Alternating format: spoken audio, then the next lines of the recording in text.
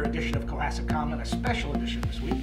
I'm your host, Town Manager Chris Sr., and this week we're going to be talking about town meeting and the annual town warrant. And with me today, to my right, is Jennifer Mullen, our Town Finance Director. Welcome to Cohasset Comment. Thank you very much. And to my left, Rob Hillman, the Chairman of the Town's Advisory Committee. Hi, Chris. Welcome, Rob. We have a 25-article warrant. We'll start right in.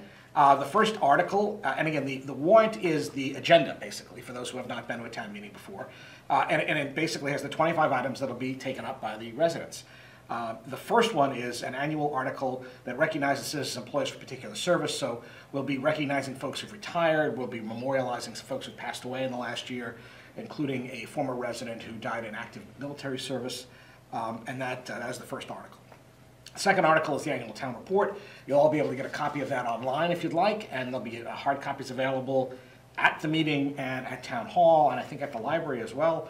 So if you'd like to pick up a hard copy, but the annual report, which is all the committee reports for the calendar year 22, is available online and also at Town Hall and the library. Reports of committees, that's again a kind of a hit and miss. I believe the school committee this year will be doing a quick update, and I'm not sure about any other committees at this point. But that's, again, it's just an update to town meeting. And then we get to Article 4, which is where all the fun begins, yes. Right? Article 4 is the operating budget for the town, and for that, I'll turn over to Jennifer Mullen. Thank you very much. Yes, I'm excited to discuss the operating budget with everyone, and being at town meeting. This will be my first annual town meeting. So the operating budget, we have a balanced budget. The total budget on the town would be $51,715,793 if we want to get specific. It's I think it's a very good budget. We have all settled union contracts incorporated into the budget. We have the school department has a 2.5% increase for them. You know, it is a level service budget. There's really nothing major going on with this budget this year. We will be fully funding our OPEB liability, which, not our liability, but our yearly estimate for the liability will be fully funded this year. So that's great news. We do have a sewer enterprise fund, which is about $2.3 million, and a water enterprise fund, which is $5 million. So the budget went well this year. We're excited to present it to town meeting, but nothing major going on in the operating budget. It is a level service budget. Okay, that's great. And Rob, I know the advisory committee spent many, many weeks looking at all of this and asking lots of questions. It does, and we did that because that's our job. And in the creation of the budget, which starts in the town manager's office, the various departments of town government roll up their annual requirements, and Chris and Jennifer and others compile them into this budget, a summary of which appears in the warrant that everybody received. Our job is to have those various departments come in and meet with advisory so we can talk to them and ask questions about aspects of their budget that may stand out. Why is something more expensive? Why, is this level funded? What's new in this portion of the budget? The job, as it was described to me when I took it, is that advisory is supposed to ask the questions that proponents of an article might expect to hear at town meeting. So we ask those questions, and sometimes people go back and make some changes. But I can say that the advisory committee voted to recommend the town meeting approve the budget unanimously, and we will briefly comment on it just to say that at town meeting, just to say that the process and the professionalism that each department came in, the chiefs and department heads, was really, really very, very satisfactory, and we're very confident that the goal was a level service budget within the funds available, and that was achieved. And as Jennifer said, including some of the long-term things that the town needs to address, like OPEB fund. So, okay. Again, the biggest article in terms of dollars, obviously, and what sets the entire tone for next year and the operating of everything that makes the town go, from schools to water and sewer and general operations. So thank you both. Again, it was recommended unanimously for approval by the advisory committee and the select board, and that is Article 4. If you'd like more information on this or any other article on the warrant, you can go visit the town's website, www.cohassetma.org, and there's definitely information up there you can find on the town meeting page about the budget and lots of other articles. And if you want to watch any of the deliberations, the advisory committee's meetings are all on YouTube, the Cohasset YouTube channel. So if you We have ones of viewers, yes, so yes, it's, everyone's they're welcome there, to do so. so. You can watch anytime. So the next article, we're going to do these very quickly because there's more to come on these. So Article 5 was placed by the select board on the warrant. That's for a borrowing article for the town hall project. That is still being reviewed as we film this. So there'll be recommendations at town meeting floor on that. So the very big project. Read about it on the town website. Read about it on the committee's website. Go to the social media channels and watch the videos, and you can read about it. But today we're going to kind of jump only because there's still a lot of deliberation to come between now and town meeting as we film the show. Big project, learn more about it, and again, please go visit the various sites on the town's website, YouTube, and all those other great places. CPC this year is a fairly simple, it's just the allocations that are required by the statute, the state statute, and there's a potential $1 million allocation for the town hall project. Should that be approved, that's in the warrant. Much later in the warrant, it's the Community Preservation Fund is what the CPF is. And it's a special tax that communities can put on themselves, and Cohasset has, and the money can only go to certain projects. Historical preservation, town hall is actually it was built in, the original building was built in 1857, so it most certainly qualifies. There's money for affordable housing and money for parks and recreation purposes, and that's it. Those are the three purposes you can spend money for CPC on. And the town taxes itself on that. We get a state match, which has been pretty good the last few years. So the town, in any given year, has between $600,000 and $700,000 to spend, and we get the final numbers a little bit close. Article 7, unpaid bills from previous years. We have none this year, so I'm very excited to say we have none. During the pandemic, we had a couple of skips and jumps during that, but I think we've gotten under control. So Jennifer basically said, just pay your bills, and there we are. So hopefully, every once in a while something skips, but as of now, really in the town meeting, we're all good with that. Article 8 are supplemental appropriations for the FY23 budget, and I'll turn to Jennifer. Okay, thank you. So we have a few different items to supplement the budget this year. Every year around February, March, I go over the operating budget and analyze projections through the fiscal year and see where there might be shortfalls, so we can fund that and make sure that we have a fully funded budget. There are unexpected expenditures. So this year, police overtime is we're going to have to fund that for an additional $325,000.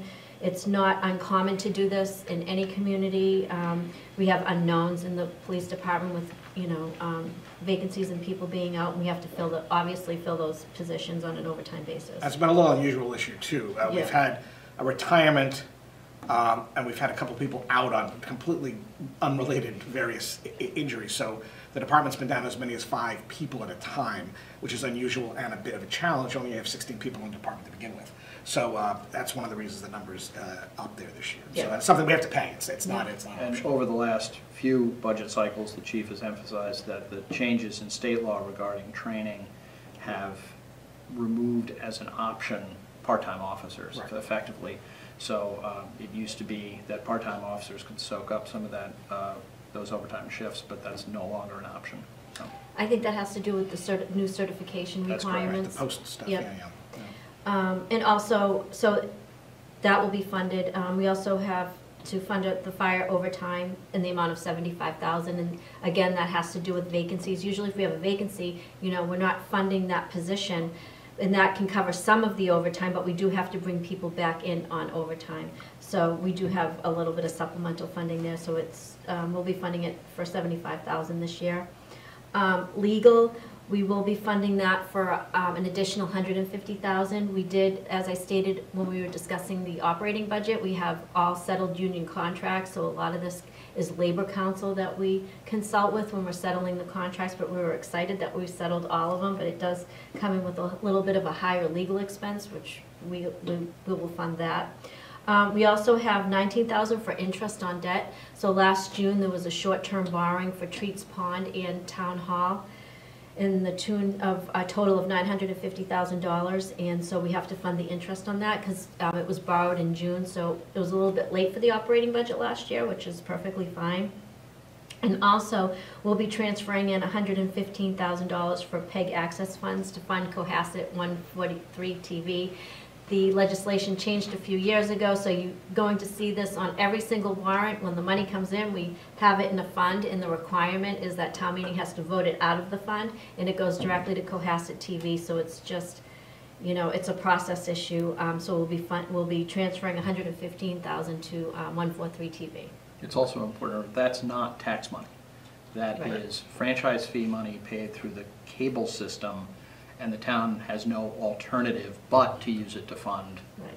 143, which it should. Right. But And again, this is just a process thing. And anyone's been to town meetings the last couple of years, this is a routine article now. The only thing that might change, that number might change a little bit if we get the fourth quarter money in, but we're not sure. if We'll we keep get an eye on Yeah, that. so.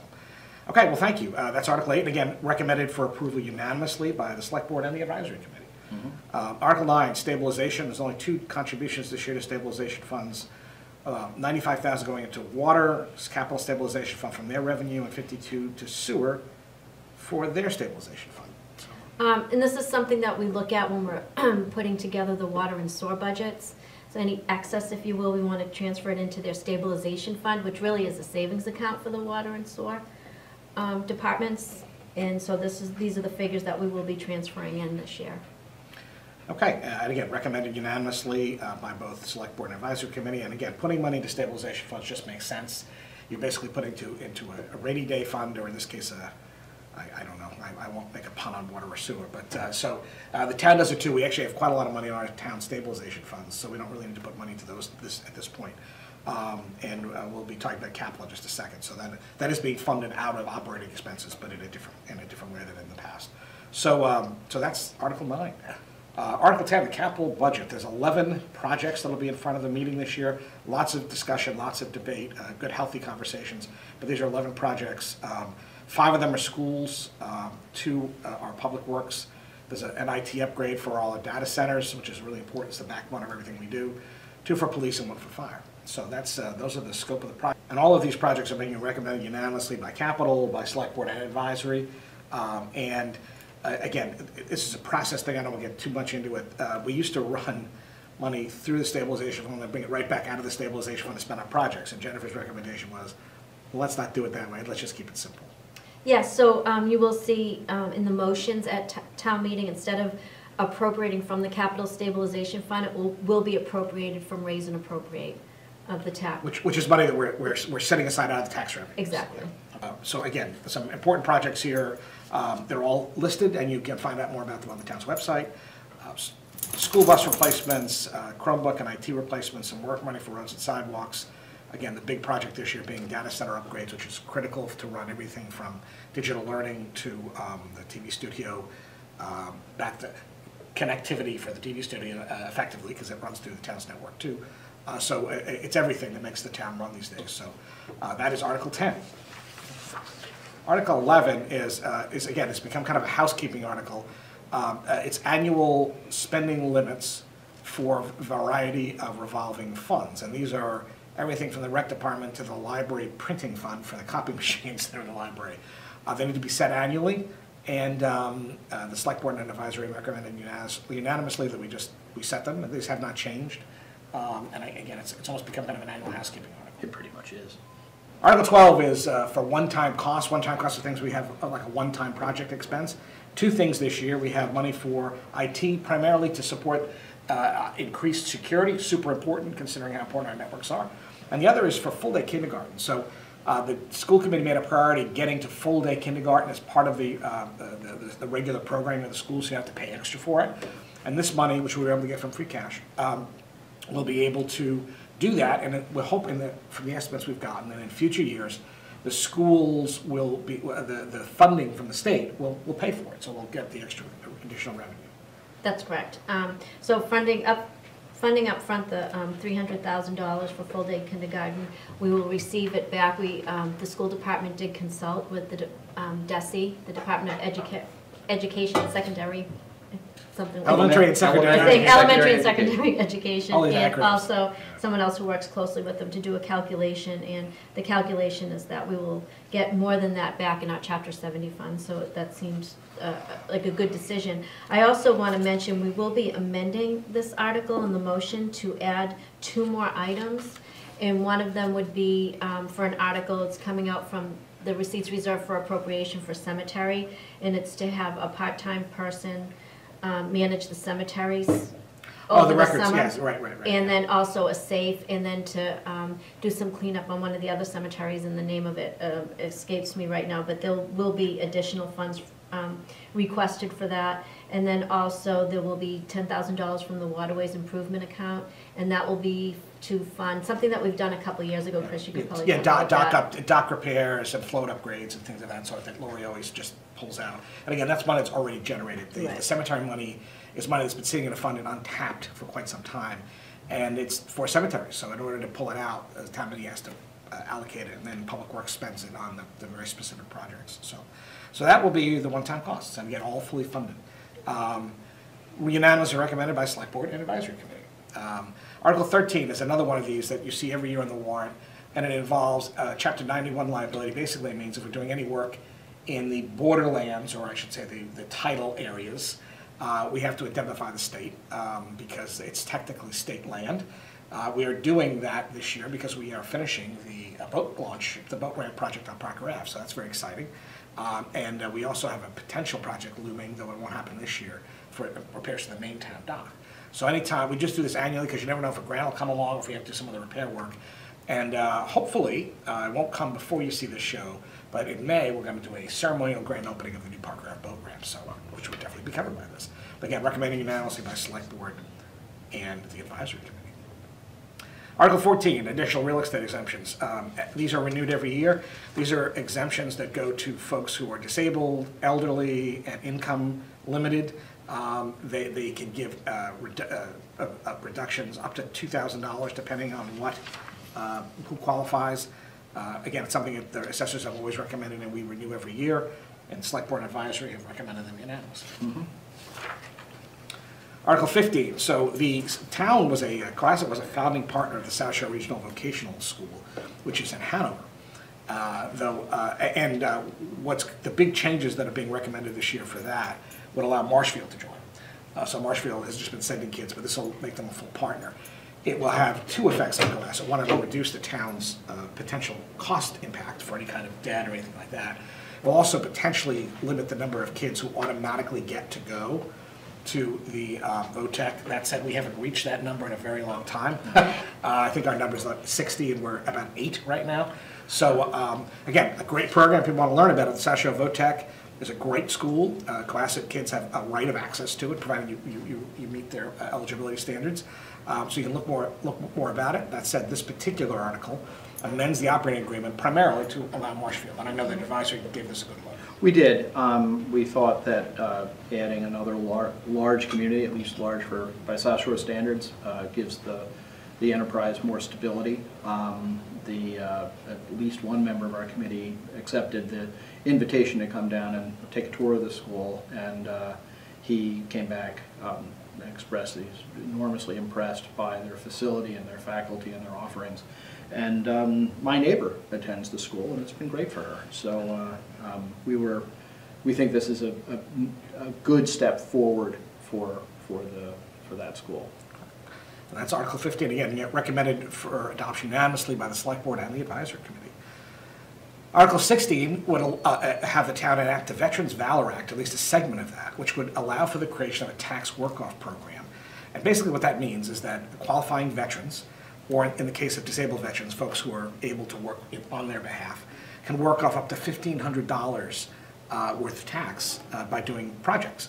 What happens is the adoption of this by town meeting would empower the Select Board to adopt a program, which we're in the process of working on right now, and expect to present to the Select Board, provided this is enacted on May 9th, for them to approve, and will go into effect on July 1st. And basically, the way it works now is the hourly donation is credited at minimum wages of $15. So if you do 100 hours, you get $1,500. And you don't have to do all of it, you can do some of it. And the town is working up some interesting projects which I think will be very interesting, and will be beneficial to the town, and also engaging for veterans who want to take part. So, And an interesting aspect of this too is that if there's a veteran that is looking at this program but is unable to do some work, for a disability, because they have a disability, they can actually designate a volunteer to do it on their behalf. Right, which Which is- I find it's a great part of the act. Yeah, and I really, it's something that a lot of our neighboring communities have adopted, so it's great that Cohasset's, it's on the warrant for this year, and was recommended for adoption unanimously by the Select Board and the Advisory Committee. So that's the Veterans Valor Act. Article 17 may seem like a repeat from last fall. It's the removal of Cohasset Police from civil service. What's been happening is that Beacon Hill things have been a little slow, and the article in the fall authorized a home rule petition to formally have the legislature remove this. That said, when Cohasset went in 1928, there were no there were no home rule petitions. Cohasset just adopted the law and went into effect. So the position of Cohasset and others like us is that we can get out the same way we got in, which is simply to vote, we're out, right? And it's critically important. The police are all in on setting up a new system. We have a new system ready to go. Our union is fully in on this, and all this will do is just clarify that we can just leave the same way we got in. So it's I hate to call it a belts and suspenders approach. We're not necessarily kind of not to pursue the home rule petition, but we're going to definitely pursue this because there's been some delays at Beacon Hill, and we just don't have the time. As we talked about earlier, we had up to 5 vacancies for a variety of reasons, and we need to fill positions on the police department. And civil service just isn't working like it used to in terms of filling positions. So recommending unanimously by Select Board and Advisory Committee, and again, this will just move us forward on something that's already been approved. Article 18, these are amendments to the stormwater bylaws. They basically, and again, I will summarize this, but because there's a lot of pages here you'll see as you go through. What it does is it takes some things that were in the regs, puts them into the bylaws, and it conforms the deadlines to the same as the wetlands. So the Conservation Committee does not only wetlands, but stormwater.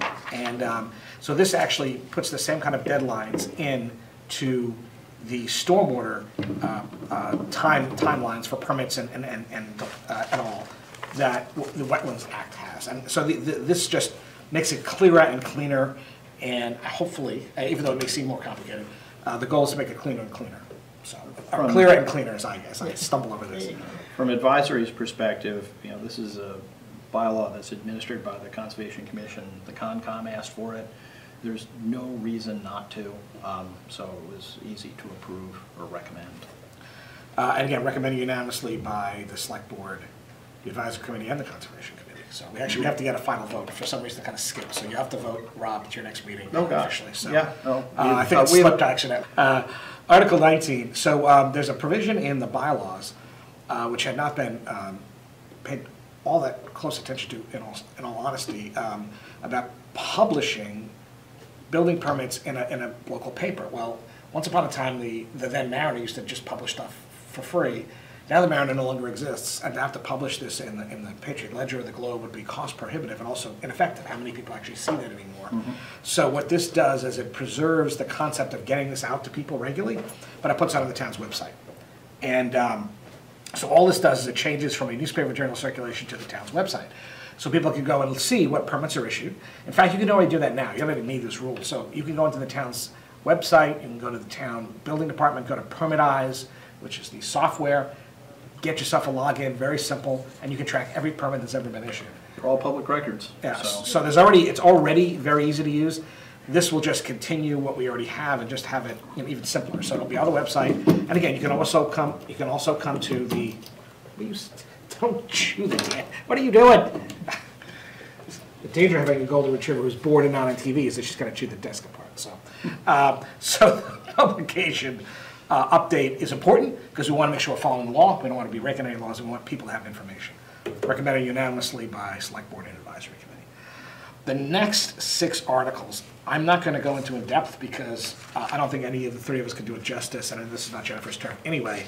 There's been lots of conversation about zoning bylaw amendments. I will ask Rob to talk a little bit about them because there's been a lot of public discussion. I would say, please, go to the town's website, look at the zoning bylaw committee's meetings, look at their reports.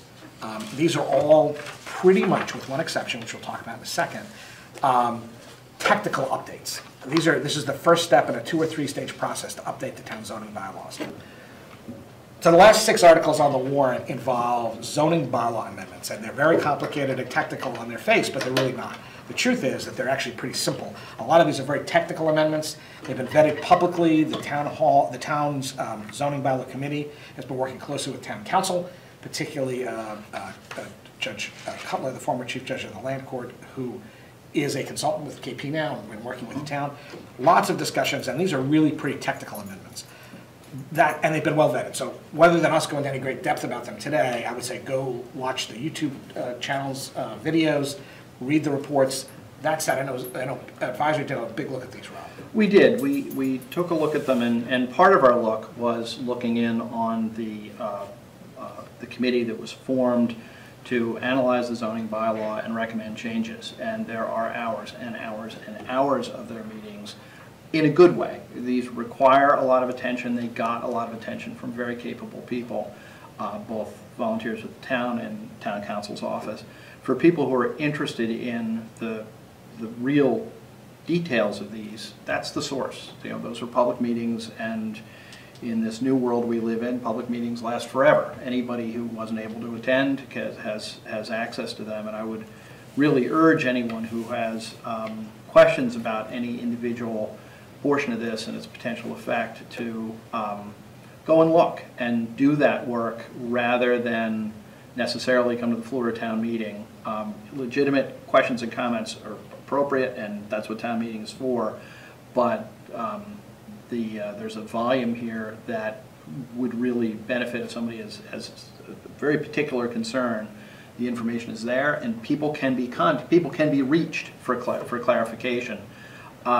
We spent more than one meeting on these, and the group of the 9 of us, I think, all looked at more or less of the available meetings and drafts, and we came around to Chris's position that most of this is necessary updates, in part that a town wants its bylaws to be organized and consistent internally, but also be consistent with recent developments in zoning law. There are changes all the time, legislative changes, courts are making decisions that are changing things, and your zoning bylaw needs to catch up. And what was clear from these meetings is our zoning bylaw had fallen pretty far behind in terms of revision and update.